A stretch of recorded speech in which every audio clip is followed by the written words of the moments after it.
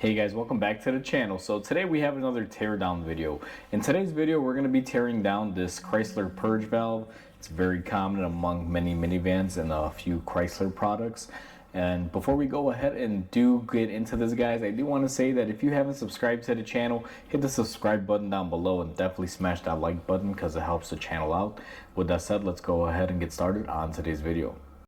So we are at our bench and we have our purge valve, and to give you guys a little bit of background, the way these work is they allow the vapors that the charcoal canister is storing to be routed back into the engine and burned so it can be a clean burning efficient vehicle. These are very common in a lot of cars. This is just Chrysler's rendition of it. Now it's pretty simple. You got a inlet outlet, basically you got a connector, and then in here we should have some sort of motor. I've recently opened up a GM version of something like this, so today we're going to be opening this up. Now there's not a whole lot of good ways to open this. We will be damaging it, but I figure this top hat comes off because it looks like it's just clipped into place, so that's a good place to start. Now I've never opened this up before, so we are going to be learning together as we go along. So let me go ahead and pry off this cap here. And I'm hoping that's all we have to do as far as opening this up, because I don't believe there's anything else that I could really rip into. So as I open that up, you guys will see that we have a plate here and it looks like there is a screw. So this is actually a little bit more involved in there than I thought there would be. Now I'm gonna grab the size for this little screw here in the center and let's see if we remove that, if it allows us to take a peek on the inside. So I went ahead and I got a T10. That is what this center bolt is. And realistically, you're probably not going to be opening this at home, so the sizing doesn't really matter. But let's go ahead and take out this center screw here.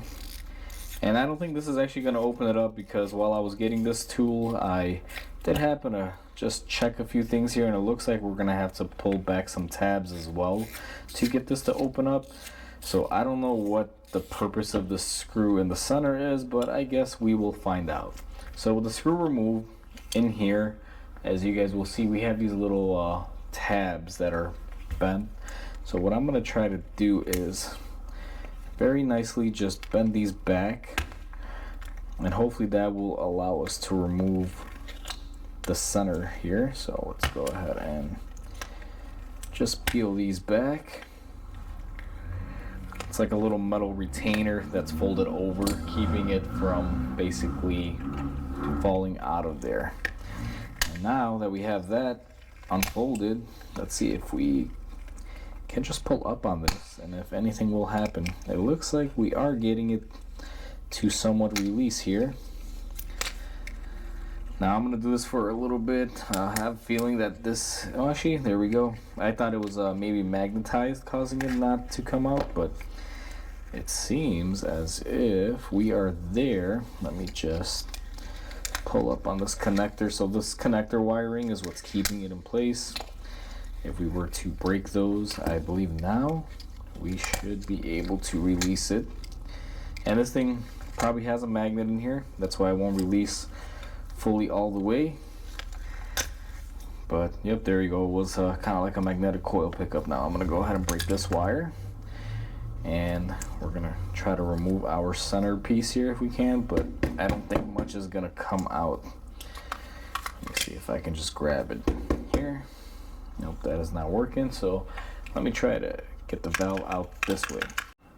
In the last clip, what I was trying to get out is just this little casing in here. However, that doesn't really matter because it's embedded in the plastic. Think of that as the case that held this whole assembly together.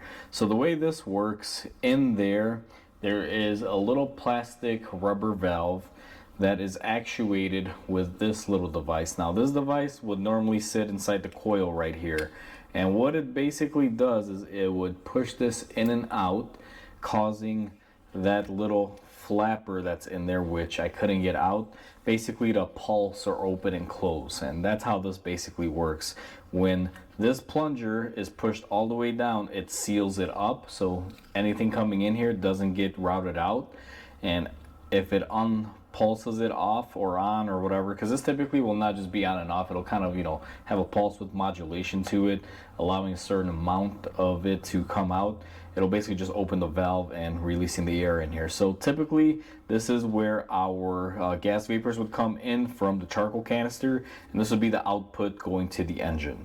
That's how this should work. Now this part of it, it kind of looks like a bullet in a way, has a little point inside of there. The little rubber stopper hooks up to this point, and this basically will move in and out. Now in here is just a little sleeve as you see it, and we also have a little spring to help, you know, keep it down in there and, you know, release or apply the pressure depending on how it works. And this part of it is just a motor. All it does is get power and ground, and it would basically make a induction or a magnetic field and basically apply it. Now, I'm not the best when it comes to this stuff. I don't know what the technical name and know-how on this sort of stuff is, so I'm just kind of going along as we tear it apart. But it's basically just a magnetic field that controls everything on this. And I am quite impressed that this has a lot of copper in it. I'm surprised there's this much. I'm actually going to unravel this, but not in this video, because this seems like quite a bit of wire, and you know, this is quality wire here. Copper is definitely not cheap, so I'm surprised to see that much in there. But overall, that's what's inside of this valve, guys. Hopefully you guys enjoyed this video. Please comment, like, and subscribe, because it definitely helps the channel grow. Hope you guys have a wonderful day, and I'll catch you guys on the next video.